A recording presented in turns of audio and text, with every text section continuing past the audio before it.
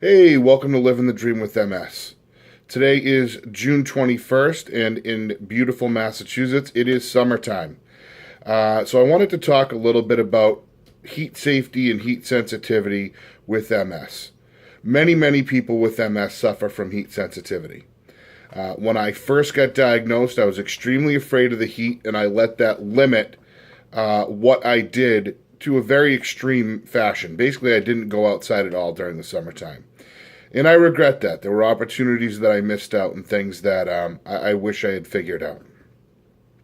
Since then, I've learned a lot, and it's not ideal, but I do a lot better. And again, this is what works for me and what works for a lot of people, but you got to get to know your own body and figure it out. The first thing is hydrating. You have to continually hydrate because one of the big things for anybody with heat sensitivity, not just MS, is making sure there's enough water in your body. So that's not guzzling water when you're hot, but during the warm season, making sure that you're drinking a lot of water on a regular basis so that when you do get out and it's hot, you're not sweating everything you have out. The next thing that I do is I make sure that I'm dressed appropriately. I dress in somewhat layers, like right now, if you can see, I have a button down. Underneath it, I have an undershirt on, so that if I needed to, I could take this off if I was extra hot. I also am fortunate enough to have a job where I control what I wear. So during the summertime, unless it's a formal situation, I'm in shorts. The shorts allow me to stay cooler. So clothing-wise, I'm able to stay cool. Sunday, I coached 3 lacrosse games in the morning.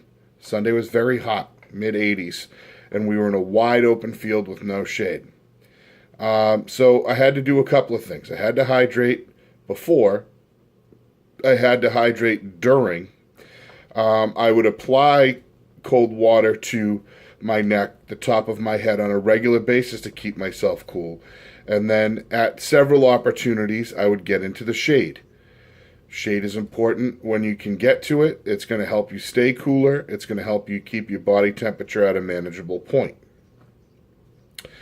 Another very important thing is your support. Now, this sounds ridiculous as an adult, but I need, if I'm out in the sun, to either be with somebody who knows my situation or have somebody know very specifically where I am and what I'm doing in that sun in case there's a problem.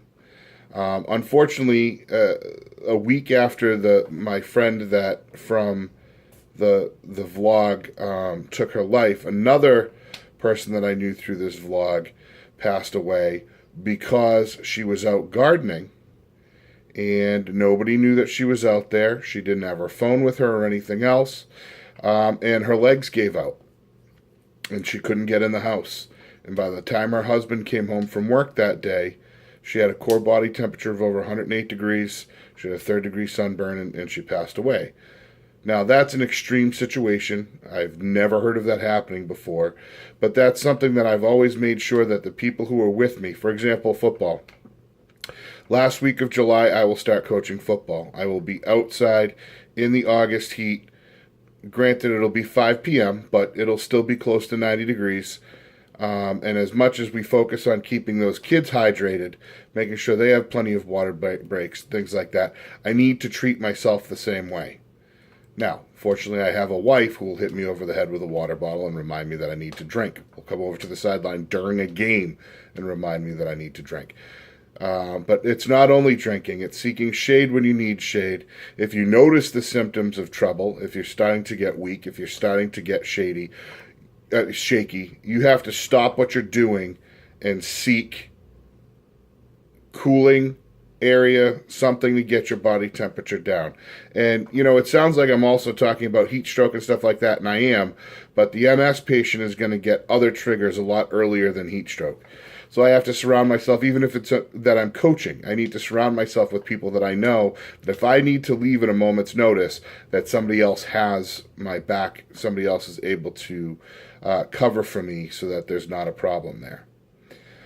The other thing, actually maybe the last thing that I do, is I have cooling devices. So one of the biggest things that I got a couple of years ago that helped phenomenally was a cooling towel. Many of the sporting goods stores, Dick's, those kind of Sports Authority, they sell these towels that retain their cool. They get activated by water. They're not soaking wet, they're just moist, but they retain their cool, and you can wear that around your neck or over your head, and that will keep the rest of your body down cool.